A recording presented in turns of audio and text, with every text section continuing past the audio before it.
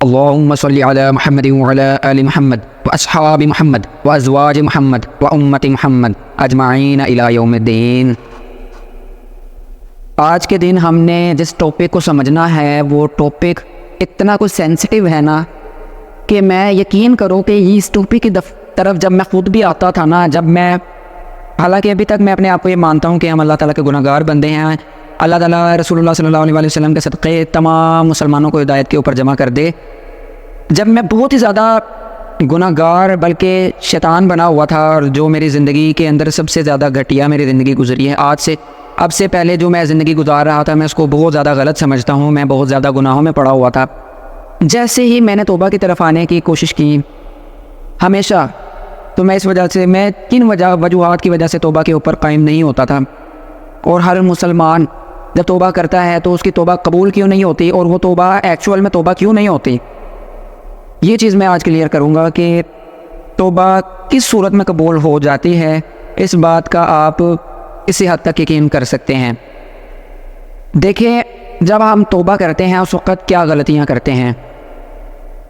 جب ہم توبہ کرتے ہیں، ہم نے جن لوگوں کے سامنے گناہ کیے ہوتے ہیں، ہم ان کے سامنے وہ گناہ نہیں مانتے، اسے بھی توبہ نہیں کہا جائے گا۔ اسے یہ کہا جائے گا اپنی غلطی کے اوپر آپ قائم ہیں، آپ جب مانے نہیں رہے کہ ہم نے غلطی کی ہے، تو کون سی غلطی کون سی توبہ؟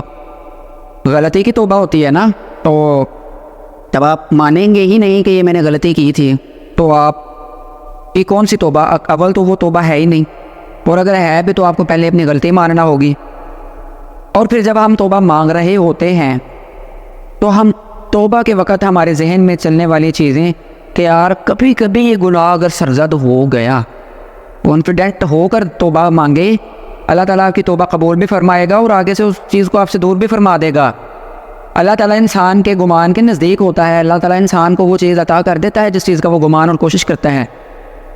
تو تیسری غلطی کیا ہے کہ ہم توبہ کرتے ہوئے تیسری غلطی سب سے بڑی یہ کرتے ہیں کہ جس دن ہم نے توبہ کی اس کے بعد ہم اس توبہ کو بھول گئے، اور ہم نے یہ ذہن میں بٹھا لیا کہ ہم نے کل توبہ کی تھی نا، اس سے پچھلے گناہ معاف ہو گئے، اب یہ جو گناہ ہو رہے ہیں یہ نئے ہیں۔ نہیں، جو آپ غلطی کر رہے ہیں وہ غلطی دوبارہ دہرا رہے ہیں، توبہ کے بعد پھر دہرا رہے ہیں، اور اس کو غلط آپ پھر یہ بھی سوچ رہے ہیں کہ نہیں وہ پرانے گناہ اس توبہ کے بعد معاف ہو گئے تھے۔ اللہ تعالیٰ نے آپ کو جاننا ہے۔ پھر توبہ کے بعد ایک آزمائش آتی ہے نا کہ یہ واقعی اللہ تعالیٰ انسان کو دکھاتا ہے کہ واقعی تو نے جو توبہ کی ہے وہ سچی ہے یا نہیں۔ انسان کے اعمال اس کو راستہ کر کے دکھاتا ہے اللہ۔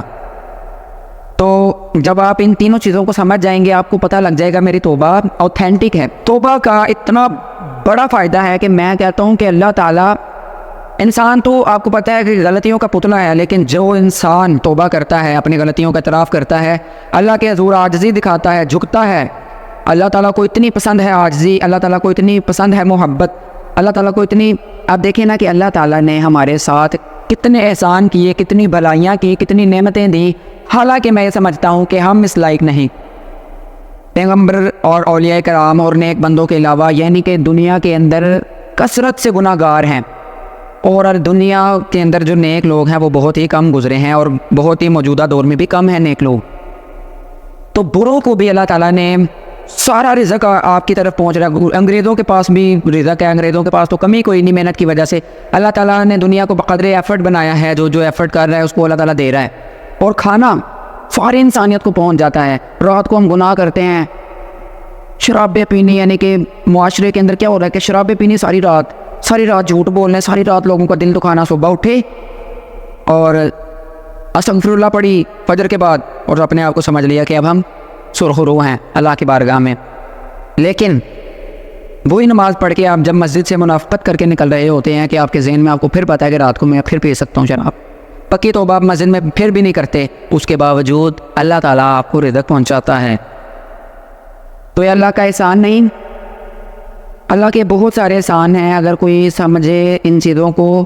اب میں جو صالحین ہیں نا، ان کا پوائنٹ آف ویو یہ تھا کہ وہ اللہ کی عبادت اس لیے کرتے تھے کہ اللہ تعالیٰ عبادت کے لائق ہے، ہم تو ثنا ہے، اور اس نے ہم پر احسان کیا ہے تو ہم اس کے احسان کا بدلہ اتار تو نہیں سکتے، لیکن ہم اس کی عبادت کریں، ہم اس کے برگزیدہ بندے بن جائیں، ہم اس کی ماننے لگ جائیں۔ جس نے ہمیں اتنا کچھ دیا ہم اسی کی نہیں مان رہے، اور اس نے ہمیں کون سا کہ ایسا کام کہہ دیا کہ جس کی وجہ سے ہمیں تکلیف ہو۔ ہمیں تو اس نے ان کاموں سے منع فرمایا ہے کہ جس کی وجہ سے ہمیں تکلیف ہو سکتی ہے آخرت میں، تو اس سے محبت کیوں نہ کریں؟ اس سے محبت کا تقاضا یہ ہے کہ ہم نمازوں کی طرف آ جائیں۔ اور صحیح مسلم کی حدیث ہے انٹرنیشنل نمبرنگ کے مطابق 246 کہ ان بین الرجل و بین الشرک والکفر ترک الصلاۃ، بندے کے ایمان اور شرک اور کفر کے درمیان نماز کا ترک کر دینا ہے فرق۔ جو نماز کا ترک کرنا حضور پاک صلی اللہ علیہ وسلم نے شرک اور کفر فرمایا ہے، لہذا اس چیز سے بچا کریں۔ اور رسول نے یہ فرمایا ہے، ہم اس لیے نہیں کہتے کہ ہمیں ڈر لگتا ہے کہ کسی کلمہ گو کو ہم کافر کہیں، ہم کلمہ گو کو یہ کہتے ہیں کہ نمازوں کے اوپر ہدایت کے اوپر آ جاؤ۔ سب سے بڑا آپ کو ایک مثال دیتا ہوں، ایک کہانی ہے کہ ایک ماں ہے، وہ کسی نہ بزرگ کے پاس جاتی ہے، وہ کہتی ہے کہ جو ہے نا ہمارے بچے نماز نہیں پڑھتے۔ وہ کہتا ہے کہ کیوں نہیں پڑھتے جناب، آپ ان کو تلقین نہیں کرتے؟ وہ کہتے ہیں ہم تلقین کرتے ہیں۔ تو وہ کہتا ہے سختی کرو، کہتے ہیں وہ سختی بھی کرتے ہو پھر بھی نہیں مانتے۔ اس نے کہا آپ سختی کم کرتے ہوں گے؟ انہوں نے کہا نہیں ہم بہت زیادہ کرتے ہیں۔ انہوں نے کہا اگر آپ کے گھر میں آگ لگ جائے، جس بستر پر وہ سو رہے ہیں اس کے نزدیک آگ آن پہنچنے والی ہو، اب کیا کریں گی؟ اس نے کہا میں خدا کی قسم ان کے بالوں سے بھی نوچ کے ان کو گھسیٹ کے لے جانا پڑا اور وہ نیند سے بیزار نہ ہوئے تو میں ان کو بالوں سے بھی نوچ کے لے کر گھسیٹنا پڑا تو اس آگ سے بچاؤں گی اور اس کو اس بستر سے جدا کر دوں گی جس بستر پر آگ لگنے والی ہو۔ تو اس بستر پر دنیا کے اندر جو آگ لگنے لگی ہے آپ اسے بچا رہے ہیں، لیکن اس بستر کی وجہ سے جو آخرت کے اندر ساری زندگی کی آگ لگ سکتی ہے اس سے بھی سیم اسی طریقے سے اگر آپ والدین ہیں تو اپنی اولاد کو بچا لیں، نماز کی طرف جمع کر دیں اور اولاد کو تلقین کریں کہ گناہ تو کوشش کیا کریں کہ پرہیزگاری کریں، اور پرہیزگاری کے اندر بھی رہتے ہوئے گناہ ہر انسان سے ہو جاتے ہیں سرزد، فوری توبہ کریں، فوری معافی مانگیں، اور کوئی بھی گناہ توبہ کی امید کے اوپر نہ کریں کیونکہ زندگی موت کا کوئی بھروسہ نہیں۔ وما علینا الا البلاغ المبین۔